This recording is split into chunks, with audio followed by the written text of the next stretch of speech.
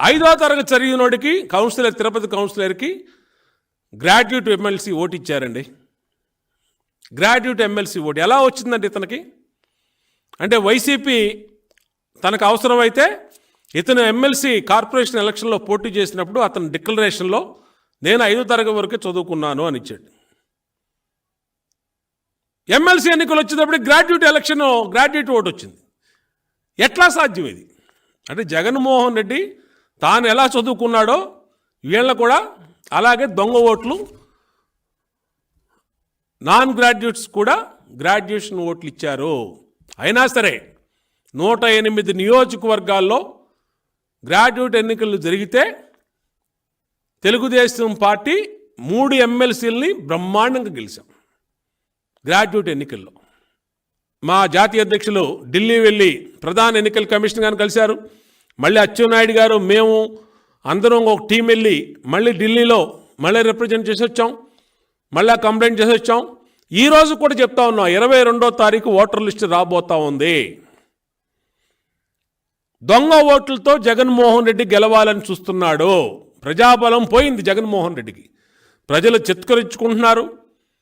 కులాల మధ్య, మతాల మధ్య విగ్రహాలు పెట్టి చిచ్చు పెట్టాలని చూస్తున్నాడు జగన్మోహన్ రెడ్డి. ప్రజలకు అర్థమైపోయింది. ఎస్సీల నంబరు, బీసీల నంబరు, కాపుల నంబరు, మైనార్టీల నంబరు, ఎస్సీల జీవితాలతో ఆడుకున్నటువంటి వ్యక్తి జగన్మోహన్ రెడ్డి. కాబట్టి దొంగ ఓట్లతో గెలవాలని చూస్తున్నాడు. ఎంపీ పార్లమెంట్ ఎన్నికల్లో బై ఎలక్షన్ తిరుపతిలో 30,000 ఓట్లని డైరెక్ట్ అతను గిరీష్ లాగిన్లో ఎమ్మెల్యే కొడుకు కరుణాకర్ రెడ్డి కొడుకు పెద్దిరెడ్డి, చెవిరెడ్డి, కరుణాకర్ రెడ్డి వీళ్ళ నలుగురు కలిపి 30,000 ఓట్లని దొంగ ఓట్లు తీసుకొచ్చారు. ఎపిక్ కార్డులు తీసుకున్నారు. జిల్లాల్లో మిగతా నియోజకవర్గాలన్నింటి నుంచి కూడా తిరుపతికి తరలించి జనాల్ని ఓట్లు వేయించారు. అవన్నీ మా దగ్గర క్లిప్పింగ్స్ ఉన్నాయి, మీడియా దగ్గర ఉన్నాయి, పేపర్లో వచ్చినాయి, అన్నీ ఉన్నాయి. కాబట్టి పెద్దిరెడ్డి మీద, చెవిరెడ్డి మీద, కరుణాకర్ రెడ్డి మీద క్రిమినల్ కేసులు పెట్టాలి. వీళ్ళని తరోగా ఎంక్వైరీ చేయాలి. ఈ ప్రభుత్వం గెలవటం కోసం ఎంత నీచానికైనా ఒడుకొట్టే ప్రభుత్వం వైసీపీ ప్రభుత్వం. విజయవాడ సెంట్రల్ నియోజకవర్గంలో దాదాపు 15,000 ఓట్లు దొంగ ఓట్లని చేర్చారు. దాదాపు 10,000 ఓట్లు తెలుగుదేశం సింపథైజర్స్ ఓట్లు సెంట్రల్ నియోజకవర్గం విజయవాడలో తొలగించారు. పిఠాపురం నియోజకవర్గంలో 28 బూతులలో నిబంధనలకు విరుద్ధంగా పెద్ద ఎత్తున ఓట్లు తొలగించారు.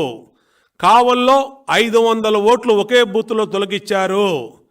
కాకినాడలో ఇష్టం వచ్చినట్టుగా నిబంధనలకు విరుద్ధంగా తొలగించిన దాని మీద కేసులు కూడా పెట్టారు. అలాగే ఈ అన్నిటి మీద తప్పనిసరిగా చర్యలు తీసుకోవాలి. ఇదిగో మేము కంప్లైంట్ కూడా ఇచ్చాం. ఇప్పటికైనా ఉన్నటువంటి అధికారులు దయచేసి ఒత్తిడికి లోనవ్వద్దు. మీ పోస్టింగ్లకి, ప్రమోషన్లకి బలి కావద్దు.